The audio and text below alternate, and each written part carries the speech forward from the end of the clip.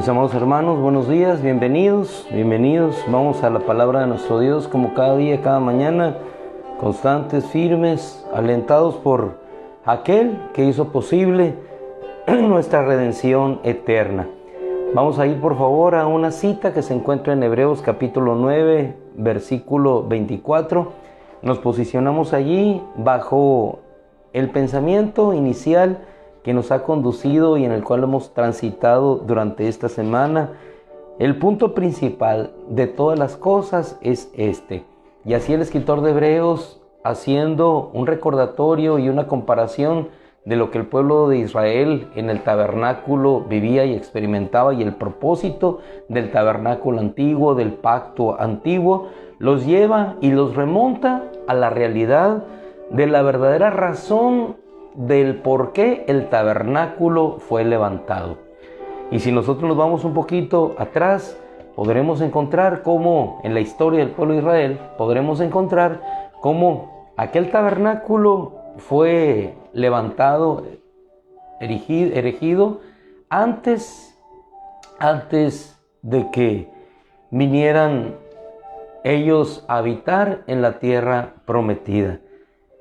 Y antes de que ese tabernáculo fuera levantado, ellos fueron liberados por la sangre de un cordero. Es decir, en pocas palabras, la liberación de Dios estuvo por anticipado. Después vino la ley en el monte Sinaí, y después vino la gran obra representativa por medio de la cual el pueblo de Israel se unió, levantaron ese tabernáculo. ¿Con qué propósito? El Señor se los dijo muy claro: yo habitaré en medio de ustedes. Vino la ley, previamente estaba la sangre del cordero que los liberó, puesta en los dinteles de los postes, las puertas que los liberaron de la esclavitud de Egipto. Es decir, la sangre los había libertado. Vino esa ley que los habría de guiar. Pero después, con esa sangre puesta en ese cordero, cuando todavía no había tabernáculo, y si podemos obtener aquí la historia real, podemos ver la redención puesta en la historia aún antes de que el tabernáculo se levantara. Un cordero preparado antes de que el tabernáculo se fuera a levantar. ¿De qué nos está hablando? Así como el escritor de Hebreos les exponía, ¿de qué nos habla esto? De la realidad de las cosas que permanecen para siempre. Porque antes de que el tabernáculo fuera levantado, la sangre de un cordero les había libertado. No había sacrificio todavía para que ellos pudieran llevar. Sin embargo, un cordero los había libertado de la esclavitud. El punto de todas estas cosas expone el escritor a los Hebreos, y vamos al capítulo 9, versículo 24, es porque Cristo, dice Cristo, y hace el comparativo, porque Cristo, o el Cristo, el Mesías, no entró al santuario hecho por manos. Tenemos el antecedente del pueblo de Israel, el tabernáculo levantado, ese tabernáculo levantado en el desierto para que Dios viniera y empezara a morar en medio de ellos. La sangre, la ley presentaban los sacrificios, Dios se agradaba, Dios seguía con ellos. Pero en este tabernáculo dice, Cristo no entró al santuario hecho por manos. No entró allí. Él no fue a ofrecer un cordero porque no tenía que ofrecer por sí mismo, porque Él era santo y era perfecto. Los sacerdotes humanos sí presentaban esos sacrificios por sí mismo y por sus hermanos, por los pecados cometidos, dice la palabra, en ignorancia. Pero Cristo no entró a un tabernáculo terrenal. ¿Por qué no entró a un tabernáculo terrenal? Porque Él no habría de lograr la remisión o el perdón o el cubrir los pecados temporalmente, sino que el tabernáculo, que es eterno, habría de recibir al que es eterno para presentar su sangre y entonces lograr no lo temporal, sino lo eterno. Puesto que nosotros hemos recibido lo eterno, un reino inconmovible, un reino que permanece. Nuestra redención es en ese reino. Si es eterno, nuestra redención igualmente es eterna. No entró, dice la Escritura, a un santuario hecho por manos, mera figura del verdadero, sino que entró en el cielo mismo para presentarse ante la presencia de Dios en favor nuestro. Y aquí nos detenemos. ¿En favor de quién? En favor de ti y de mí. ¿Para qué?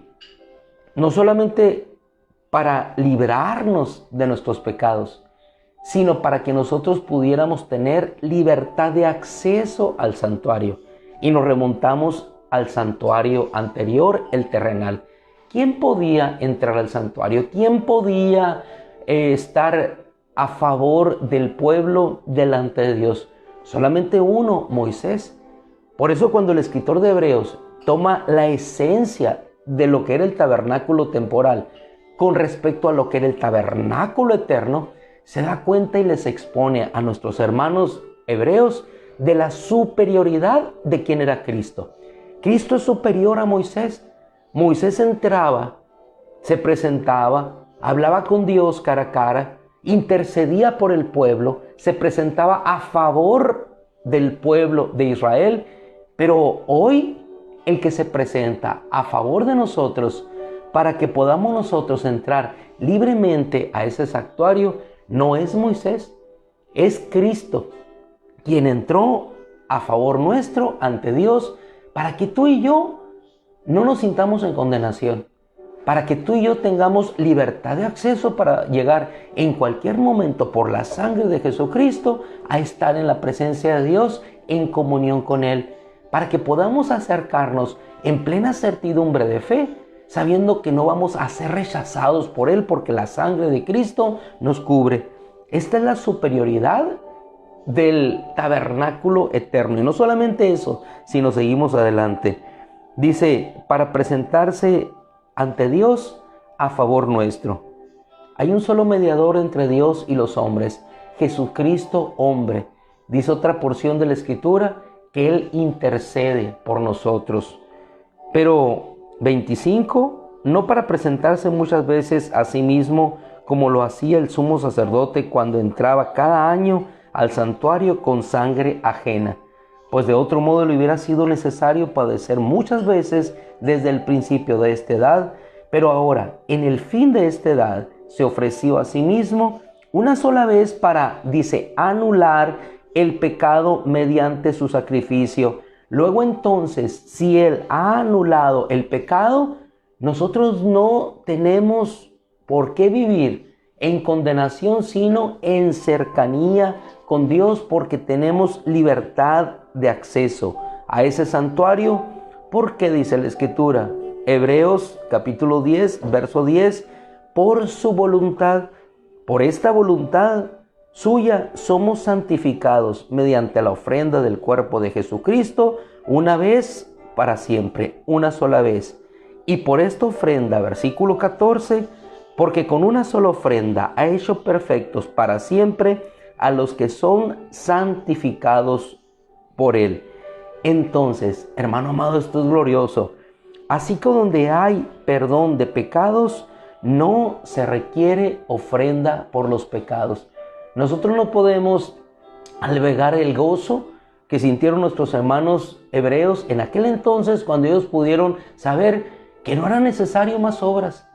No es necesario más estar con esa carga en nuestros corazones, que Dios no nos aceptará si es que no somos perfectos delante de Él en nuestro caminar, que no somos perfectos delante de Él por nuestro obrar, sino que nos acepta porque hemos sido cubiertos con la sangre de Jesucristo. Entonces hay perdón, no hay más ofrendas, sino solamente sacrificios de gratitud que emanan de esa redención que viene sobre nuestra vida. Eso nos exime para no llevar una vida conforme a Dios. No, absolutamente, porque es la sangre de Jesucristo la que nos da ese acceso al santuario. Puesto, versículo 19 del capítulo 10, puesto que tenemos, hermanos míos, libertad de acceso al santuario por la sangre de Jesús, Entonces, versículo 22, acerquémonos a Él con un corazón genuino y con la confianza y en la confianza de la fe, habiendo sido rociados y purificados nuestros corazones de mala conciencia y lavado nuestro cuerpo con agua pura, haciéndonos firmemente de la confesión de nuestra esperanza sin fluctuar, porque fiel es el que prometió. Entonces, acercados confiadamente hacia esa presencia de Dios, podemos ser auxiliados y encontrar la ayuda oportuna para ser socorridos en el momento de nuestra necesidad. La palabra es clara. Él entró al cielo mismo para presentarse ante Dios a favor nuestro. ¿Y quién está a nuestro favor? Si Él es el que nos justificó, si Él es el que entregó su vida por nosotros, ¿quién estará en contra nuestra? ¿Quién nos podrá? Y finalizamos con esa porción hermosa de la Escritura del apóstol Pablo, entendiendo la realidad de los bienes venideros y el punto principal, que Cristo mismo entró al santuario eterno, no al terrenal. Puede declarar con esta convicción de corazón lo siguiente a los romanos en el 8:31. ¿Qué diremos pues acerca de esto? Si Dios está a favor nuestro,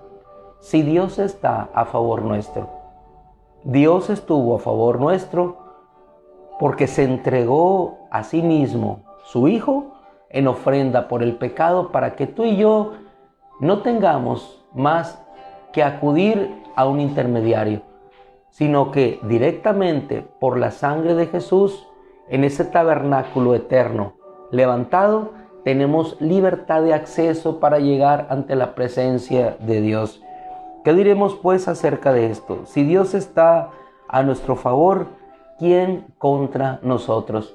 Y si algo nos podemos llevar en esta mañana es que Dios está en favor de aquellos sobre los cuales ha marcado y ha puesto su sangre, porque es la sangre de su Hijo amado la que está sobre nuestra vida.